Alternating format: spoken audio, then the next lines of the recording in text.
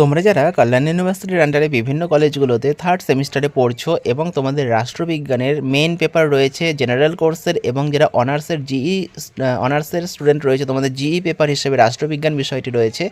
তো আজকের এই ভিডিওতে তোমাদের রাষ্ট্রবিজ্ঞান জিই বা যারা জেনারেল কোর্সের পিসিসি রয়েছে তোমাদের জন্য যে গুরুত্বপূর্ণ 2 নম্বরের প্রশ্ন এবং উত্তর আলোচনা করছি, তোমরা ভিডিওটা শেষ পর্যন্ত দেখতে থাকো। এর আগে তোমাদের ব্রড কোশ্চেন আলোচনা করা হয়েছে সিসি পেপার বা জিই পেপারের সিলেবাসটা কিন্তু একই, তুলনামূলক রাজনীতি। তো তোমরা কিন্তু থার্ড সেমিস্টার প্লেলিস্ট চেক করলেই তোমরা সেখানে সমস্ত বড় প্রশ্নগুলো পেয়ে যাবে। তো আজকে তোমাদের শর্ট কোশ্চেনগুলো আলোচনা করা হচ্ছে, তোমরা দেখতে থাকো। তো প্রথম প্রশ্ন রয়েছে, আলমন্ড ও পাওয়েল স্বৈরতান্ত্রিক ব্যবস্থাকে কয় ভাগে ভাগ করেছেন কি কি? পরের প্রশ্ন দেখো, মডার্ন পলিটিক্স অ্যান্ড গভর্নমেন্ট গ্রন্থটি কার লেখা? আর ওটার সঙ্গেই আছে, কে রাজনীতিকে মূল্যের কর্তৃত্ব সম্পন্ন বন্টন বলেছেন? পরেরটা, কম্পারেটিভ পলিটিক্যাল সিস্টেম প্রবন্ধটি কার লেখা? এরপরে দেখো, comparative government and politics and introduction বইটির রচয়িতাকে? রাজনৈতিক ক্রিয়াকলাপ বলতে কি বোঝো? অ্যালান বল রাজনৈতিক ক্ষমতা বলতে কি বুঝিয়েছেন? তুলনামূলক আলোচনার পরিপ্রেক্ষিতে অ্যারিস্টটল সরকারকে কয় ভাগে ভাগ করেছেন কি কি? অথবা পরেরটা দেখো, পলিটিক্স শব্দটির ব্যুৎপত্তিগত অর্থ কী? শাসন ব্যবস্থা বলতে কি বোঝো? কে রাজনীতিকে একটি ক্রিয়াকলাপ বলেছেন আর কে আচরণবাদকে একটি প্রতিবাদ বলেছেন? পরের প্রশ্ন, সমাজতান্ত্রিক রাজনৈতিক ব্যবস্থার দুটি বৈশিষ্ট্য লেখো।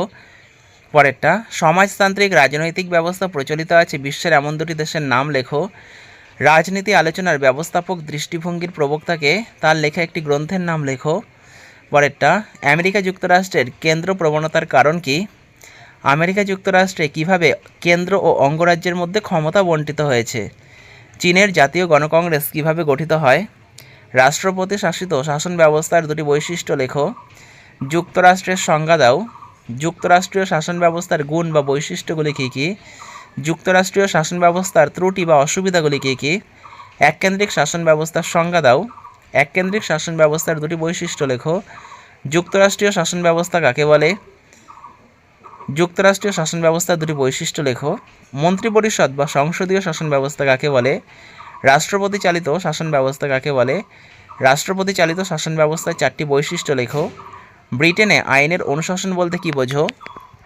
ব্রিটিশ ক্যাবিনেট কিভাবে গঠিত হয়? ব্রিটেনে ক্যাবিনেট ব্যবস্থায় মন্ত্রীদের দায়িত্বশীলতা বলতে কী বোঝো? কমন সভার সদস্যদের 4টি বিশেষ অধিকার উল্লেখ করো। ব্রিটিশ পার্লামেন্টের সার্বভৌমত্ব বলতে কী বোঝো? ব্রিটেনের পার্লামেন্টের সার্বভৌমত্ব বলতে কী বোঝো? ব্রিটেনকে সংসদীয় ব্যবস্থার মাতৃভূমি বলা হয় কেন? ব্রিটিশ শাসনতন্ত্রের 4টি প্রধান বৈশিষ্ট্য লেখো। ব্রিটেনের প্রধানমন্ত্রী কিভাবে নিযুক্ত হন? ব্রিটেনে ছায়া ক্যাবিনেট বা মন্ত্রিসভা বলতে কী বোঝায়? মার্কিন ক্যাবিনেট ও ব্রিটিশ ক্যাবিনেটের মধ্যে পার্থক্য কী? আমেরিকার রাষ্ট্রপতির কার্যকালের মেয়াদ কত বছর? রাষ্ট্রপতির পদচ্যুতির বিচার কে, কবে, কার সভাপতিত্ব হয়? রাষ্ট্রপতির পকেট ভিটো বলতে কী বোঝো? অধিকারের সনদ বা বিল অফ রাইটস বলতে কী বোঝায়? মার্কিন ক্যাবিনেট কিভাবে গঠিত হয়? ক্ষমতা স্বতন্ত্রীকরণ নীতির বৈশিষ্ট্যগুলি আলোচনা করো। চীনের রাষ্ট্রীয় ক্ষমতার সর্বোচ্চ সংস্থা কোনটি? চীনের 1982 সালের সংবিধানের 1 নম্বর ধারাকে চীনকে কী ধরনের রাষ্ট্র বলা হয়েছে? চীনের জাতীয় গণকংগ্রেসের স্থায়ী কমিটির দুটি কাজ লেখো। সমানুপাতিক প্রতিনিধিত্ব বলতে কী বোঝো? নির্বাচন কি?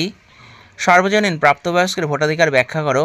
অথবা সর্বজনীন প্রাপ্তবয়স্কের ভোটাধিকার বলতে কী বোঝায়? সংখ্যালঘু প্রতিনিধিত্ব বলতে কী বোঝো? প্রথম প্রাক্তন পদ বা সাধারণ প্রতিনিধিত্ব পদ্ধতি বলতে কী বোঝায়? প্রত্যক্ষ নির্বাচন বলতে তুমি কী বোঝো? পরোক্ষ নির্বাচন বলতে তুমি কী বোঝো? কোন দেশে প্রত্যক্ষ গণতন্ত্র প্রচলিত আছে? ভারতের সংবিধানের কোন ধারায় নির্বাচন কমিশনের উল্লেখ আছে? ভারতের নির্বাচন কমিশনের মুখ্য কমিশনারকে কে নিযুক্ত করেন? নির্বাচক মণ্ডলী কি? নির্বাচনী ক্ষেত্র বলতে কী বোঝো? প্রতিনিধিত্বমূলক গণতন্ত্র বলতে তুমি কী বোঝো? গণতন্ত্রে নির্বাচনের গুরুত্ব ব্যাখ্যা করো। প্রতিনিধিত্বের যে কোনো দুটি পদ্ধতির উল্লেখ করো। পৃথক নির্বাচক মণ্ডলী বলতে কী বোঝো? সমানুপাতিক প্রতিনিধিত্বের দুটি পদ্ধতি উল্লেখ করো। সার্বজনীন প্রাপ্তবয়স্ক ভোটাধিকার সপক্ষে দুটি যুক্তি দাও। সার্বজনীন প্রাপ্তবয়স্কের ভোটাধিকারের 4 জন সমর্থকের নাম লেখো। নারীদের ভোটাধিকারের সপক্ষে দুটি যুক্তি প্রদর্শন করো। নারীদের ভোটাধিকারের বিপক্ষে দুটি যুক্তি দাও। অন্তর্বর্তী নির্বাচন বলতে কী বোঝো? নির্বাচন কমিশনের দুটি কাজ লেখো। রাজনৈতিক দলের একটি কাজ উল্লেখ করো। রাজনৈতিক দলের একটি বৈশিষ্ট্য লেখো।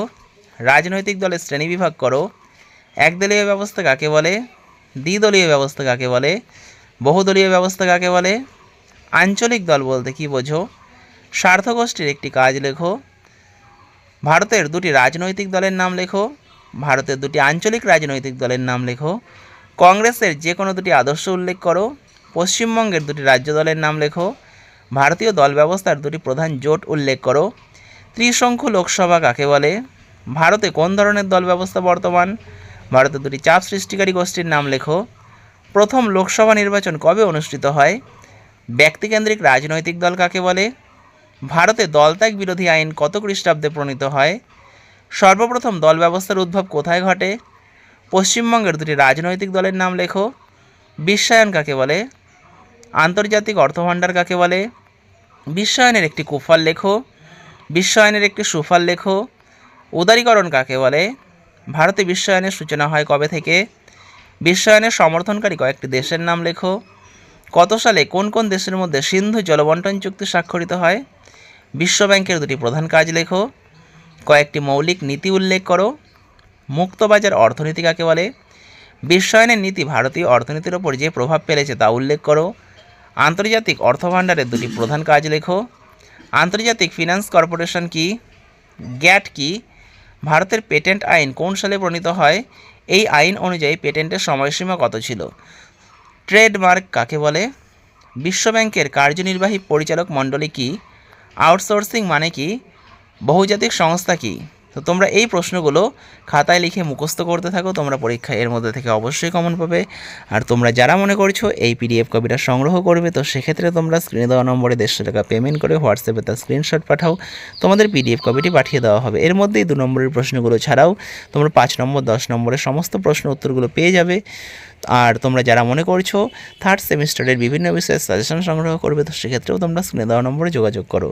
তো ভিডিওটা শেষ পর্যন্ত দেখার জন্য তোমাদের অসংখ্য ধন্যবাদ।